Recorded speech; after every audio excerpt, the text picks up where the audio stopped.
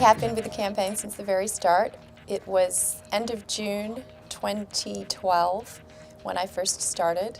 I wanted to have an underground movement of evangelists or people who had played Chris's games beforehand.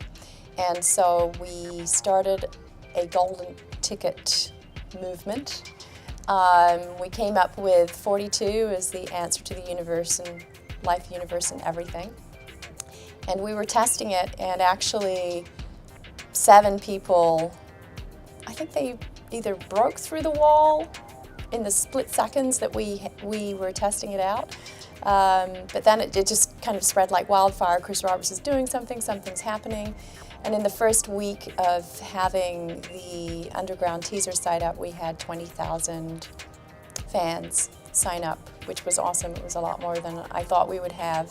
Obviously, we couldn't say anything, so it was like, okay, well, what is he doing? Well, you just have to find out. So we had this big countdown to October 10, 2012, and we crashed that famously. And Ben Lesnick was also really instrumental in helping out at that time because he had way more experience than me in gaming and had been running the Wing Commander site for a long, long time. So I got a lot of help from him and learned pretty fast, as I had to. And then when we started the campaign, we kept crushing for about a week. And so we got onto Kickstarter. Then I was on the Kickstarter threads doing customer service. And then we closed the campaign at, I guess it was like 6.2 million, which was way more than we thought we were going to. So when Chris first approached me about doing a marketing campaign, he told me about the product. And of course, it's slightly backwards because it's a crowdfund, and so it's basically pre-selling something that is going to exist in the future. Because of that, I wanted to have a very strong community and for everybody to have a really good time and make friends and create social communities all around the world. So I thought it was really important for myself to do customer service and be involved in the community, get to know the community, foster the community. We had a little secret concierge right at the beginning where I would be emailing all sorts of fans back and forth. Made some good friends, and lots of them are in big guilds right now. Big guilds, small guilds, medium guilds, and that's really cool. Well, of course, I really loved that when I saw the demo, when I heard about Chris's idea in the beginning, I completely was sold on it, and I knew of Chris's history. I hadn't played Wing Commander, didn't get fired on that basis. I guess cerebrally that was all, I understood it. However, going to an actual live event and seeing fans bring Chris's old Wing Commander collector's boxes and the film cases and everything, it just was mind-blowing. People were so excited, happy, grateful. I mean, it was super cool. The Gamescom event was super cool. How do I stay in touch with Star Citizen's backers today? A lot of them actually email me personally. I made the mistake of, at the end of the campaign, saying, hey, everybody can email Sandy personally for customer support. And on Thanksgiving Day, I remember having 2,500 tickets, which was awesome. Thank you. So I still do that. I keep in touch through Chelsea. Chelsea's awesome on concierge. And also, she does some customer support. Alexis, we have a couple of staff in Manchester, so I keep in contact that way. And when we organize things, I usually reach out to people in guilds to get their thoughts and involve them that way. Customer service for Star Citizen, I guess because I started it with Ben way back in the beginning, it was very different from what I later discovered to be video gaming customer service. I basically knew nothing about video gaming customer service, so I didn't know any different coming from a hospitality and fashion background. So I like that personal touch to customer service. I'm hoping that we can sustain that should we be lucky enough to have millions of fans. So I trained Chelsea in that same way. Alexis had some background, so she was pretty good at it to start. Allie in Manchester I also trained. Dearmid I trained in the way that just being more friendly and available, and we're part of the community. I do a lot of the event planning for Star Citizen. It's amazing what I do in marketing. I really wanted Gamescom, for example, to be an experience, which I think we pulled off well. I'm going back there next month to find another location, a bigger location. I do enjoy people getting together. And it mind boggles me every time that people meet on the forums, they make friends on the forums from all different parts of the world. So the event part of our community, I think, is really important. So I'm hand-holding that for now. And so Gamescom's our next one.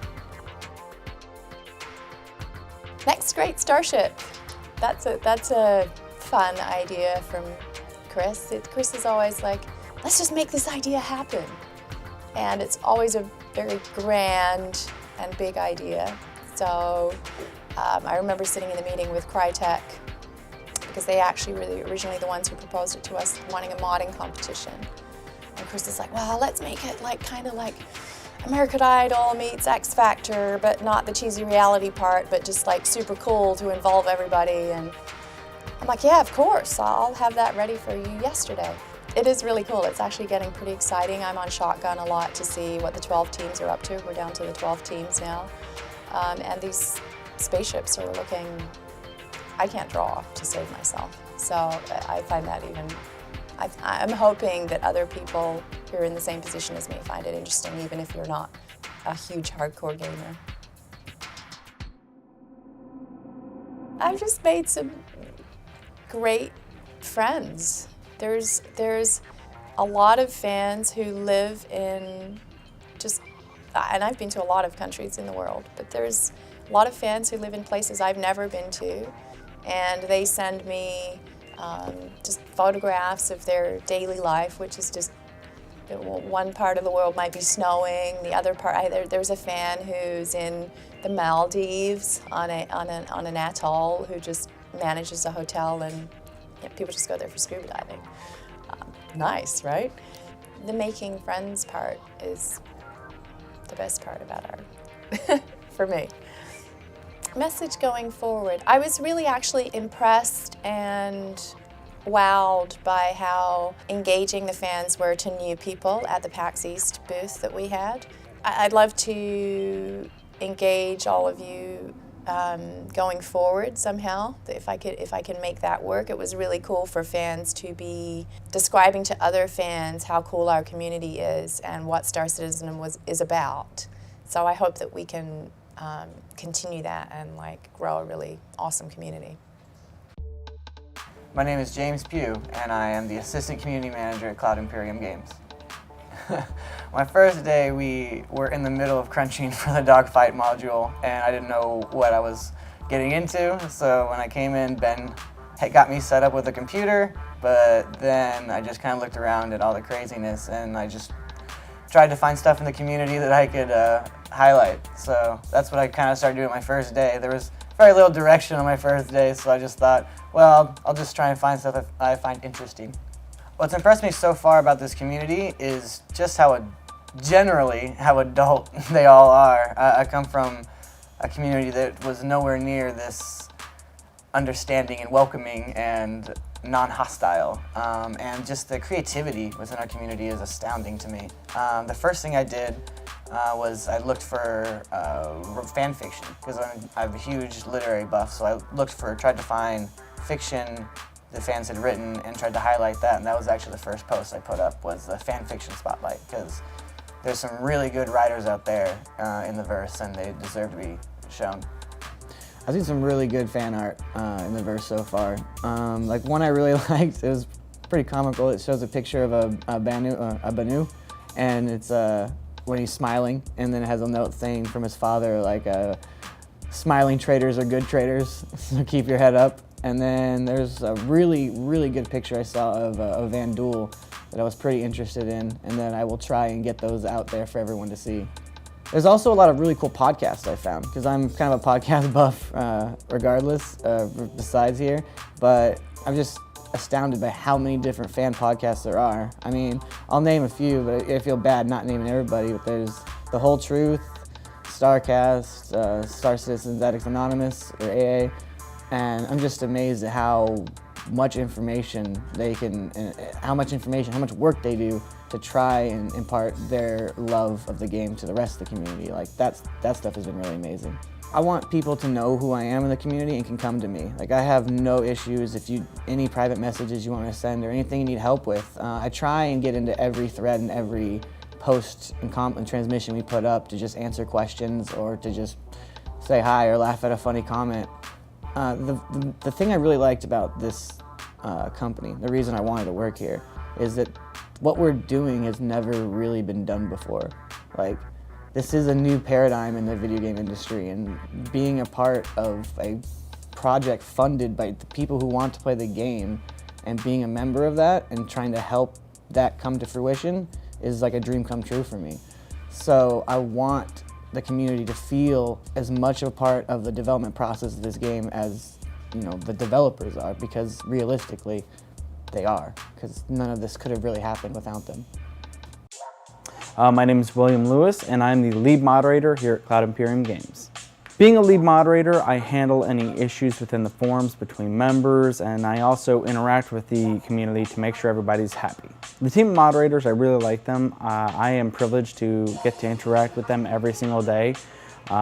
Each one likes to hang out in a certain area and moderate that. And so when I speak to each one, I get to discuss different aspects of the forums, and I feel like with their help, I get to fully encompass everything that happens on our boards. Basically, I'm the big brother of all of them. They can act on things, but whenever there's a big decision that has to be made, I'm the one who they come to make sure that they're doing everything correctly. I also do moderation myself. If I see something that they haven't quite seen, I'll take care of it immediately. But pretty much anything that's big goes through me first, and I just make sure everything's all right. Yeah, I am the one that's behind a lot of the organizations. I make sure that everybody follows the rules, keeps everything clean, but I feel like I am on the brink of falling off because multi-orgs is about to hit, and that's going to be its own beast. On top of being the lead moderator, I also get the privilege of doing the fan visits here, and I think that that's really one of my favorite things. When people actually come by and see exactly the inner workings of the building. I think that that's also when I get to see the best of people, because they're here purely as a fan, so they're excited to see every single little thing that's here. Also on the forums, people will PM me all the time just thanking me for my hard work and, you know, doing my best to keep everybody happy, and I really enjoy that. The Star Citizen community is really just the best in the world. Despite a few small problems, it really is extremely positive, and they're always giving out great feedback, and continuously the forums change and evolve, and we're happy to help out and keep it going.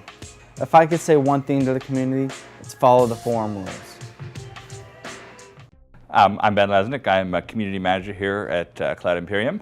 I became involved in the project very early on, along with Sandy, Dave Haddock. Chris brought us in so early because he knew that we needed to build a great community. A crowdfunded game versus a published game, we needed the support of people who would understand what we're doing and get the message out there. And Chris was lucky in that he had these Wing Commander fans who were just so passionate about what he had done before. And he knew that I had been organizing them for all these years, just kind of keeping the faith alive. So he came to me and he said, can we kind of recruit these people to promote Star Citizen, to help with the crowdfunding campaign, and also just to get the message out. So we started with this great core of older gamers who understood what a Chris Roberts game was, how cool Wing Commander was, and who just knew what he would be able to do with Star Citizen before we had anything cool to show. And I think that's kind of the genesis of our community, is we've been building on that base. We've been layering, they've gone out and they've told their friends, their family, their kids, how great this is gonna be, and that there are a group of people who you trust, who you know have a passion for this. And it's just been great building the community on this core and developing something that's very different from what you might find on Battlefield or Call of Duty. It's a mature group of people. I talk to people on the forums all the time. They're like, oh, the forums are such a mess, but they're 9,000 times better than anywhere else on the internet. And it's just been this amazing recipe for people who are just absolutely passionate about Chris's games, about what we're doing here, about space games, and who understand the development process, and to the point that the developers are happy to interact with them, to share kind of the truth about how game development works. It's been quite an experience. It is very strange being treated like a celebrity by the fans. I remember going to Germany, having people just on the street come up. Eric Peterson and I would be at a cafe, and suddenly fans would come and join us. They wanted to sign things. It's like nothing I ever expected in my life. But I also kind of get it. I remember when I was a teenager, I would get the hint book for Wing Commander, and they would have this little section in the back, and they'd be like, Chris Roberts likes, dislikes, turn-ons, and so on. And they would have the whole team, like all these people who I actually work with now, David Lady and Rob Irving. And I mean, that would be like baseball cards to me. I would learn about the team, and it seemed like they were having so much fun at Origin. And as we put the community together here, that's one of the things I wanted to get across, was what a good time game development is, and how passionate we all are about the project. That's absolutely important with a crowdfunding game. You don't want a bunch of work-for-hire stiffs. You want people who know what they're doing and who really are building the game they want to play. And so that's one of the reasons we show you so much, why we let you see the personalities behind the game, and why we're doing things like this video here. Okay, the community genuinely surprised me just from the very first day. I thought we would have a bunch of Wing Commander fans, people I had known for years. We were getting about 2,000 hits every day at Wing Commander News, which was my old site. And it was passionate people, but there weren't many of them. And you know, it was like a small community. You knew everybody and how they were going to react to things. So the first day our forums and our live chat went online, I went on there, and it was just hundreds and hundreds of people I had never heard of before. And they evolved something so quickly. We've launched organizations recently, but I mean, first day they were forming their own squadrons and making their nose art, and they had these personalities they'd already created. I mean, a shout out to Zane the Feathered Dinosaur. He's my example. He's someone on the forums who is a dinosaur, and that it doesn't make sense, and that's all there is to it. But just these symbols they've created already, this like bond, family style bond that appeared the first day we announced the project. Just the speed with which they got it is astounding. My favorite aspect of this community is basically the fact that they're with us for the whole ride. With any other game, and this is all thanks to Chris, he understood that we needed to do this differently. We needed to change game development this way. With any other game, they would have hired a community manager 2 months before release. They would have kind of stirred up the crowd, gotten some headlines, created a group of people on a forum to go out and talk about the game, and then that would have been it. With this, Chris knew that we're building more than just a game release. We're building a universe, and we need people to be as passionate about it as we are. And he knew that we needed to start from the very beginning, letting people share the process. And that has been the most special thing about the community, is just having them all right here with us as we develop the game. My favorite fan interaction was at Gamescom in Germany, in our big hangar release party. This older fan came to me. He must have been in his 60s, and he said to me, in heavily accented German, he said, "I've never played a video game before. But I really believe in what you're doing, so I've backed you." And it was just this moment where, like, we're getting people beyond just your typical video gamers. We're building something more inclusive, and that's one of the great things. I mean, it's not just going to be hardcore video game nerds like me. It's going to be people like Sandy and our wives and our children, and we're building a universe for everybody. There's something for everyone in Star Citizen, and I think we're doing a great job of getting that across. I'd really like to thank everybody for their support so far. I mean, I know it's going to be scary going forward. The community is going to get a lot bigger, and it's going to be a lot more work for Will and James and I and any future community people. For CS2, for Chelsea, Alexis, the folks in Manchester. It's just going to get bigger, and it'll go through some interesting changes in the future. But we are going to do our best to keep the heart and the spirit of Star Citizen alive and create something that everybody's going to be proud of, and always have a place for you to call home online. It's going to be very cool, and I look forward to sharing that with you all.